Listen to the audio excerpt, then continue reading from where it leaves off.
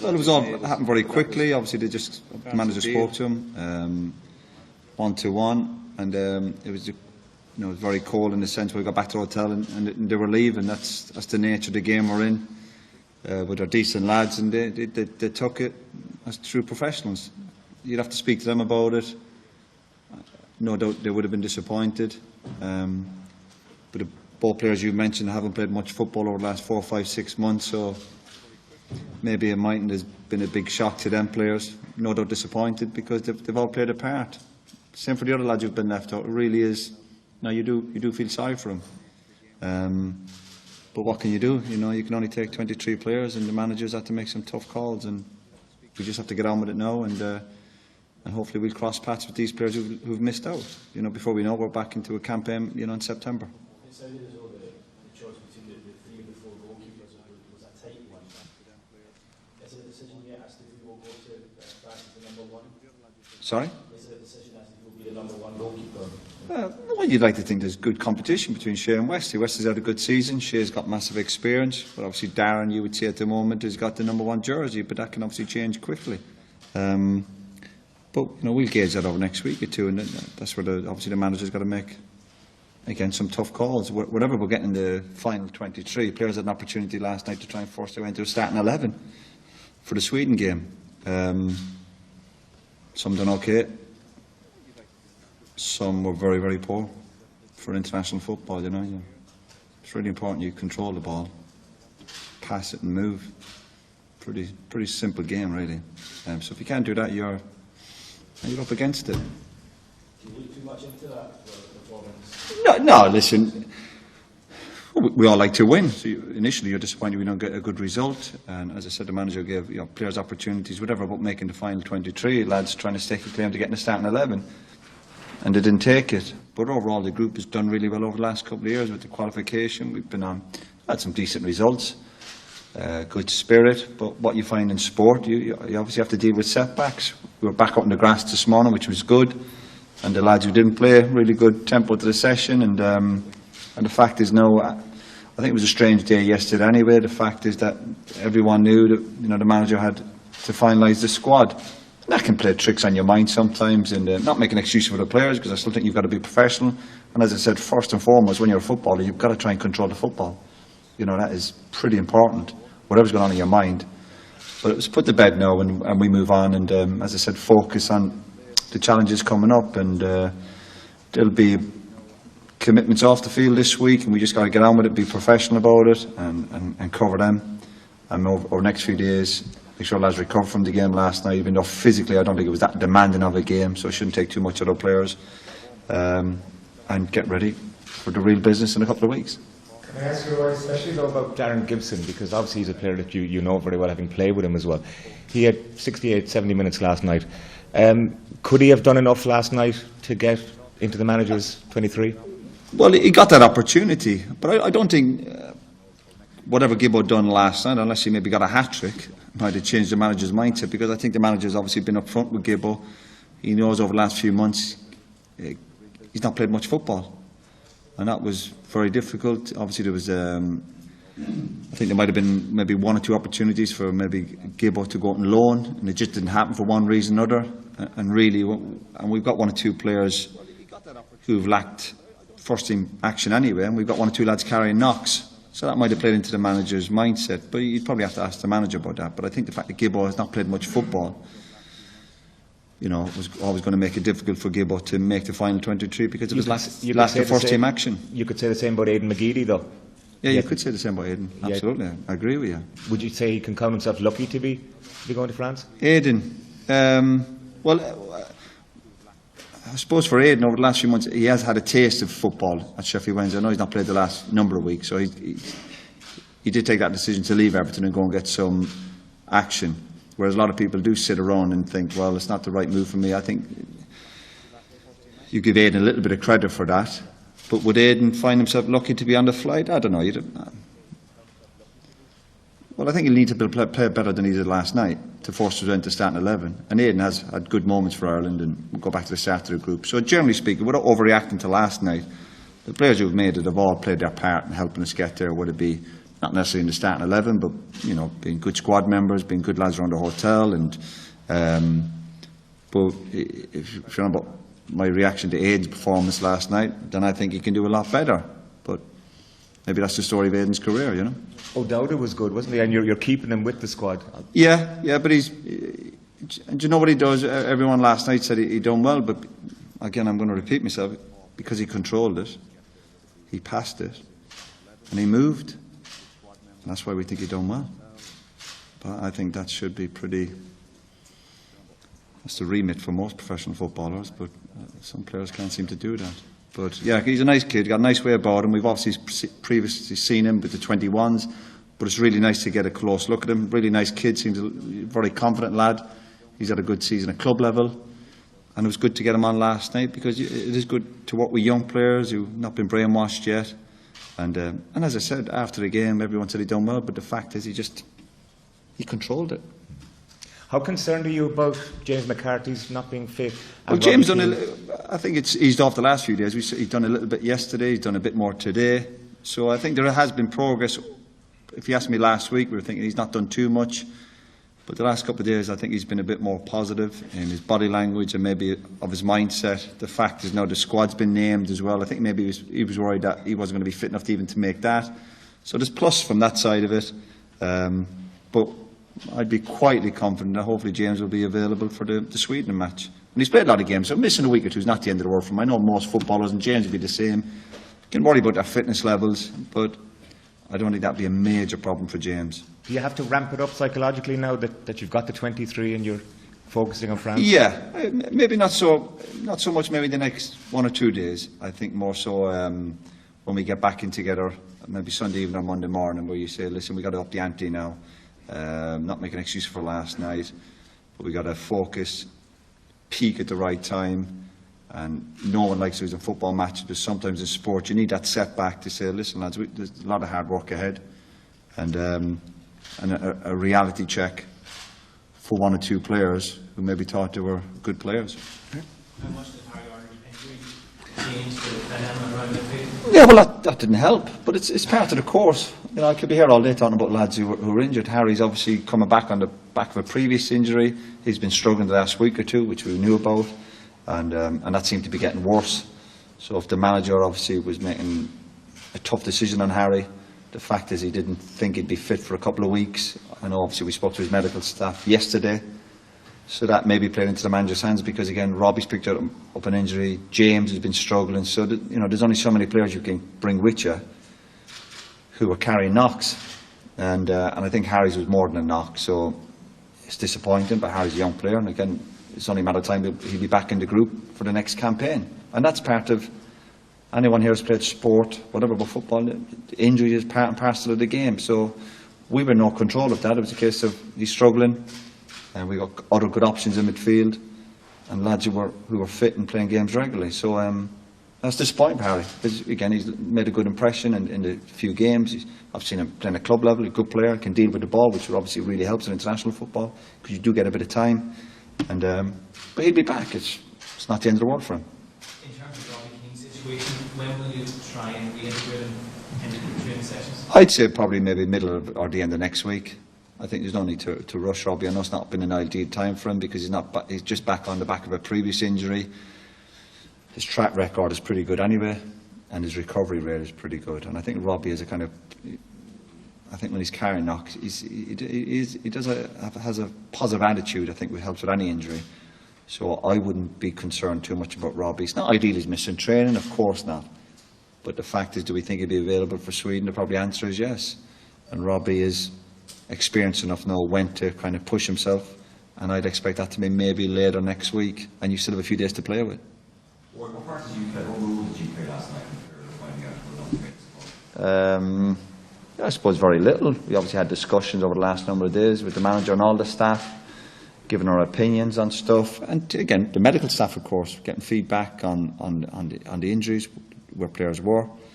But ultimately, then it was the manager who finalised the squad and spoke to the players individually, as you would do it face to face, as you'd expect a manager. And there was no way around it. Most of the managers involved in the squads, international squads, had to do the same thing. There's no there's no shortcut to it. You had to speak to the players, and we gave the players every opportunity to stake a claim. And as I said last night, some took it, not necessarily stake, always for the 23, but maybe to try and force way into the starting 11. And again, in sport or in football, some people took it and others didn't. But there's always another opportunity. But the manager, I thought, couldn't have done any differently. And I think all the players, the lads who were left out, appreciated the way he handled it. And I think if you speak to them, they'd say, I think the manager showed a lot of class, the way he done it. Consensus seems to be around that it was harsh for him before to get out for Westwood, but is Westwood's inclusion not obvious considering he's probably our form keeper at the moment? Well, I think you could argue for all the players who've been left out. You know, I know you lads would just see obviously look at the starting 11 and what they do on the playing pitch, but we're weighing up all the options in terms of how many games they've played, what part they've played in the start of the campaign, lads who went on the tour a few years ago to America, lads who didn't, lads who were good around the hotel, lads who were good on the bus. There's all sorts that comes into the decision making. And Fordy would count himself unlucky. And when he was leaving the hotel last night, you feel sorry for the guy, absolutely, because he's been brilliant. And again, it's not just what you see on the pitch. And he's made some big saves for us early in the campaign when he started as a number one. But that's the cruelty of sport. You know, a couple of years ago, Fordy was doing real. And again, Fordy's lacked first-team action over the last few months. So I think if you be honest and you spoke to Fordy, he would say, listen, I knew I was under the cosh to make that final 23. And the other three keepers have just got the nod. But I know the manager, you know, that was a difficult call for him, definitely with Fordy. But as the manager, I think, spoke to you last week, that is his job. That's his job. He's got to make these calls and he obviously get feedback from the staff. And I don't know anyone who's got a bad word to say about Fordy. So that's why I think I think that was the hard one, I think, for everyone to accept last night, even when he was leaving the hotel, you know. Very, very, very difficult. Roy, how different is it for you personally approaching every tournament's finals as a coach as opposed to a player? I'm not sure. We're just, again, trying to use our experience on the training pitch.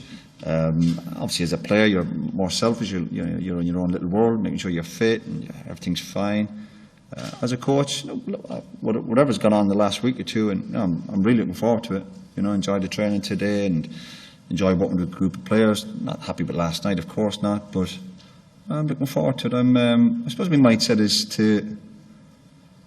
But I'm working with good people as well, which helps. You know, the manager, the staff, the players. I know when we get over there, we'll have a good go, and we won't be. Everything's good in the background. The organisation, the preparation. You know, it's all pretty good. So, no distractions. Yes. Jeff Hendrick and Darren Murphy are two players who haven't played international football over the past few months. Yeah, you can tell. It's a challenge over the next 10 days or so to really get up to match. Absolutely. Absolutely. And it's got to be in the player's mindset. You know, you sometimes mention certain players and you're looking for players to kick on a bit or players who are standing still. But if you're standing still in this game, you're going backwards. So the two players you mentioned, yeah, got to up the ante. Absolutely. It can be on the training pitch. Well, it will be on the training pitch. And they've got to be ready. And we talk about players as well. You know, going into the game last night or next week, sometimes we fall into it. We make excuses for players. Oh, they've not played much football. But they're still training. You know, you're still controlling the ball. You still have to run. You can still physically get in decent shape. You can lack match sharpness. And we'll forgive a player for that. But you get yourself in a good state. Be fit. Be as strong as you can. Eat properly. Prepare properly. Be decent lad around the place. Last night was a good occasion for some of the players. Whatever about it was down in Cork City in the pitch and it was sunny. Forget that. You're playing international football. You're playing international football. Control the bloody ball. Pass it and move to your mates. And if you lose it, run back. And run back like you care. Well, you get the sense over the last 10 days that the manager was hoping to find something new, maybe perhaps. It's a potential disappointment that someone hasn't really broken into the squad. Well, young Callum's coming to the squad, not the final 23, but he's been a plus. Obviously, Harry's done well with his injury. Yeah, I suppose you were hoping one or two of the players would give the manager more of a real headache. You know, come from nowhere. Obviously, McGoldrick was a bit unlucky in terms of his late run. Again, he'd had a few injuries over the last few months, and we like to look at him, but just maybe not done enough. And same one or two of the other lads who've been left out. So yeah, in the back, I suppose in the last 6 months, we're waiting for somebody to say, listen, I've not started the campaign, but I'd like to finish it and go to the Euros. But no one's done really enough. As I said, a player's job is to give a manager a headache. Would it be if you're in the starting 11 to say, listen, you've got to pick me every week. I'm the main guy. I run training. I do this. I'm organised. And there's other lads then who will be fringe players and will be happy to be fringe players. They don't want the responsibility of being in the starting 11. And they'll talk about it, but they won't actually do it. When they get opportunities like they did last night, they'll just go, yeah, maybe you don't want to be in the starting 11. Because there's pressure with that. There's pressure with that. But, yeah, I agree with you. Maybe there's just not been enough 1 or 2 players who've made a late sprint. But we do have a small pool of players. We weren't expecting 3 or 4 lads to come from nowhere. But we were looking at Harry and 1 or 2 others going, will they stake a claim? And unfortunately, for Harry, maybe it's just been that few niggly injuries. Young Keane's done well. I think he's got a chance of being a decent player. But just, again, we're talking about lads not just getting enough first-team action. And I can tell in certain games, as I said, you know, we're not being critical of players who lack match sharpness, but you still have to give yourself the best opportunity, and some lads just didn't do enough. And they'll have no arguments about being left out, but there will be 1 or 2 going, listen, I've been touch unlucky. But that's it, you can't please everybody. There's, again, 23 players. But that might change the next few days, you know, again, injuries, you know, these lads have got to be ready. That's where you've got to be strong in sport, mentally be ready in case you get called back. Well, that was Belarus at Turner's Cross. You know, Sweden's only a week and a half away now. Yeah. Are you confident that those issues that you've seen last night, keeping the ball, that kind of stuff, are you confident that can be fixed by the time the Sweden match comes? Yeah. We'll be better than that, don't worry. And how do you address it then over the next week and a half? Well, we might have players on the pitch who didn't play last night on the pitch. We'll have a stronger team out. That's simple.